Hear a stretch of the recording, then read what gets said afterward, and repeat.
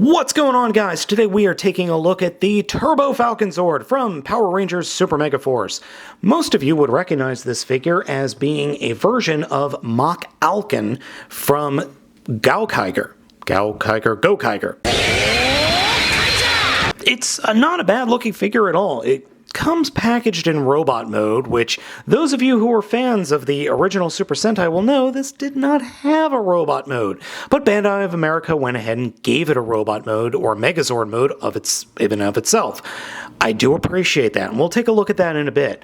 In this mode, he does have a gimmick that, unfortunately on my figure, just plain old doesn't work. The Turbo Falconzord comes with this nice little Red Ranger key from Power Rangers RPM, which makes sense, because Mock Falcon is supposed to be from RPM, or the same world as RPM, or I should say Go Onger.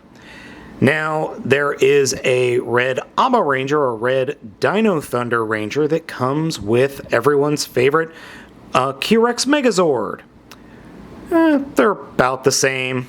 They turn into keys that are virtually identical, but they do have the nice little symbols there on the backs. I like that a lot about the keys. But as you can see, they're pretty much the same keys, a little bit of a difference. There's really no reason for any of the keys to be different. They all can unlock everything, so whatever. Still, Ranger keys, always cool. Though I am getting kind of tired of there being so many Red Ranger keys. Now, the Ranger key here is supposed to unlock a light and sound gimmick, or at least a sound gimmick on this figure. It doesn't really work on mine, and I'll show you what does and doesn't work. So the Ranger can actually go right in here into the driver's seat, flip the key up, and put him in the keyhole there. And you just kind of get it lined up, push it all the way down, and then push the legs in, and then you can fold up the canopy or cockpit, and you can have yourself your Red Ranger ride the Turbo Falconzord. Now, there are these gears underneath that the figure is supposed to be rolled forward, and all it does is make horrible, horrible sounds. So I guess it's supposed to make sounds. I don't know. It doesn't really work at all on my figure. To start this figure's transformation into robot mode, we are going to have to completely disassemble him. And it's a little bit of an odd disassembly. It's close to what the original Japanese version was, but there's a little bit less in the way of fiddly things. So first off, we're going to grab it right here in the middle and pull it apart like that. Then we'll take the front of the vehicle mode, push the wheels down off the front, take the area right behind the eyes and fold up those Zord Builder parts, and then pull the front sections in half. And when we do that, that's going to loosen the canopy top. The canopy top will actually form the head of the Megazord. So then we take these all and put them off to the side.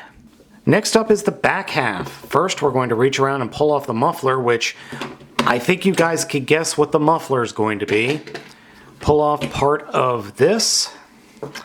Pull off the spoiler into two sections, and then take the entire rear and split it in half.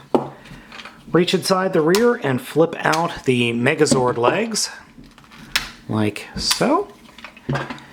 And then combine the Megazord legs at the Megazord hips, like that. And then what I like to do is actually reach inside and flip these flaps up. There's really no reason to do this. I just think it looks kind of cool. Like that. And then we'll get on with forming the rest of the Megazord. The rest of the Megazord's formation is pretty interesting. We're going to start off with the muffler hand, and that will peg right into the tops of the legs, like that. Then we'll take this section with the wheels and fold the wheels back, or you can leave them out, whichever you want. And this whole section will come down and peg into those sections right underneath the muffler bits. And just get that snapped into place. And like I said, you could fold the wheels out, or you leave them out, or you could fold them back. It doesn't really matter. Next, take the bits that were the, I guess you could call them the canopy, or the front of the vehicle mode. Pop the front spoiler down, and actually you do need to leave these out, and peg them in to form arms. So do that on both sides. Make sure to fold the spoilers down and out of the way. Next, take the crown or top of the spoiler, fold this little black piece up, and this piece will peg into this little indentation where my finger is. And believe it or not, it's the hardest part of the formation. But first, we're going to add the head. And the head will slide down and peg into this little crevice right here where my tip of my finger is. This is actually the hardest part. Well, these two parts are the hardest parts of the transformation. Just getting them lined up and into the proper spots. And if you're wondering, no, neither of these two bits stay where they should be. Finally, for the spoilers, there are these pegs here on the back. They peg in to the shoulders, like so. And here is the Turbo Falcon Megazord in Megazord mode. I actually like this. I think this is actually pretty cool. Yeah, there are a little bit of issues, and yes, it does look a little bit silly. Not gonna lie there. But overall, I'm actually glad that Bandai went ahead and gave this guy a Megazord mode, or a robot mode. I really do appreciate that, because that shows that they're at least trying. It's not perfect by any means. It is definitely a parts former, and he really has no real hands. Let's be honest. These are not hands, and according to the directions, you're supposed to put the spoilers facing up. I guess that's supposed to be like an axe-like weapon, but, I mean, really, that's not a hand. That's just something to poke the monster with. Poseability is, well, potentially disastrous, as anytime you move the figure, he does have a tendency to snap apart and fall apart, and that's a real issue for the robot mode. But I'm glad they did the robot mode. I'm glad they included a robot mode, as I said earlier. And to be honest, I don't think it looks that bad. It actually is okay, at least compared to the nothing we got with Mock Alkin. And here's the Turbo Falconzord compared to the Legendary Megazord and the Q-Rex Megazord. Now, you guys know that I'm not a huge fan of that guy. I do like the Q-Rex Megazord. Actually, I think all of these three work together pretty well. We have your 6th Ranger Megazord here, and I kind of wish there was yet another Ranger for this guy, but I'm okay with there not being. Overall, the three of them together look pretty darn good, I have to say. I think Bandai's done a decent job here. If you were looking for some real Zord builder action with this guy in robot mode, you're kind of out of luck, because the only Zord builder ports that are on this mode are here on the shoulders, on these wheels. So as you can see, I've got the Q-Rex drill and then one of the arms from the Legendary Megazord. So that's all really that you can do with him in robot mode, is just give him more arm bits. Not bad, but I would like to see a little bit more. You can play with the Zord ports here on the shins, but you're really not going to get much use out of them. So the Falconzord can combine with both the Legendary Megazord, or Legacy Megazord, or whatever the heck it's called, and then there is another penultimate combination. So the first combination, we need to return him to his cover mode, and that is pretty quickly done. Though the Zord Builder components do like to stick a little bit. So, yeah, I'll just go ahead and fast forward this for you guys.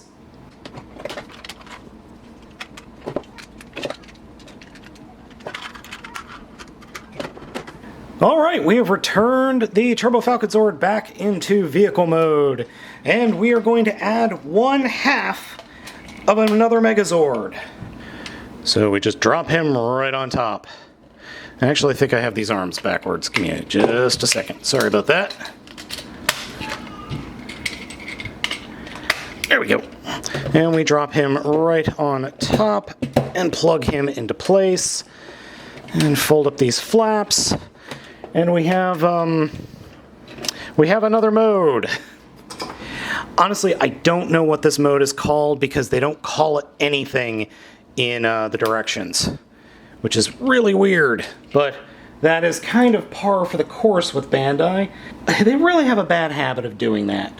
So yeah, there's multiple languages here, and all it does is, well, as you can see, all it does is give us numbers for the units of the Megazords. I really wish they wouldn't do that. And looking on the back of the box, they do the same thing. Grr. But anyway, we knew this mode was going to exist, even if it does look a bit silly. I mean, let's face it, there's a giant pirate ship Megazord with the bottom of a car. I mean, it's kind of channeling the Pegasus Megazord, but it just looks silly. I mean, this just is silly. For the last component we are going to need, or for the last Megazord mode, we are going to need the disembodied torso of the Legendary, the arms from the Q-Rex Megazord, and pretty much everything from the Turbo Falconzord. So let's go ahead and get started. For the Turbo Falconzord, we are going to take the first part of the legs with the spoilers still attached and attach them to the bottom of the Legendary, or the Legacy, or whatever the heck it's called. I can never remember.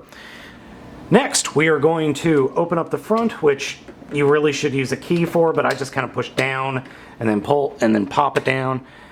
Pull the gangplank off and push the rest of the gangplank up into the crotch area. Next, we will attach the drill arm first. And then for the other arm, we're going to take the fist arm and then the muffler part and combine them.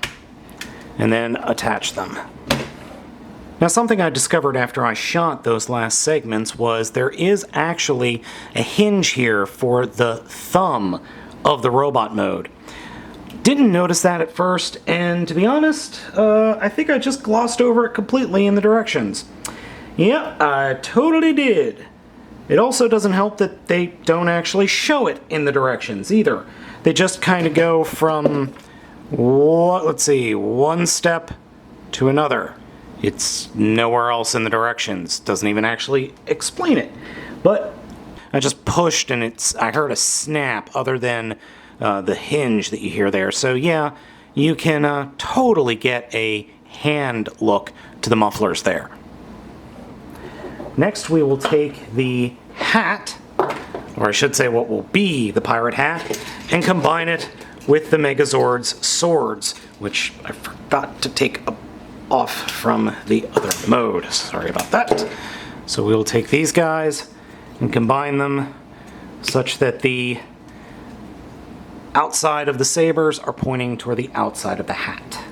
For this bit, fold it up and then just peg it in like that. And you want to leave the black piece up because that will peg into the top of the head over there. Next, take the canopy section, split it, actually fold it down and then split it like that, and turn it upside down and flip out the spoilers, and then this whole section, fold those up, will peg into the chest like that. You don't have to leave that in there, it'll fall out on its own, unfortunately, like so. Now these axles don't really go anywhere. According to the directions, they just kind of hang off to the side, I guess, waiting their turn. I mean, they technically, I'm sure you could peg him in somewhere. I mean, these fold up, and you could maybe peg it into his back somewhere, but he doesn't have any components back here to peg into. So you would expect that it maybe should peg in or something, but it doesn't, so we put it off to the side. Finally, the hat. Now, I realize I'm in the minority when I say this, but I actually do like the look of this figure. I just wish it had more paint apps, or stickers, or something. This large amount of black here just doesn't work. And it would be nice if there was some color down here on the legs other than red, white, and black. just would be nice.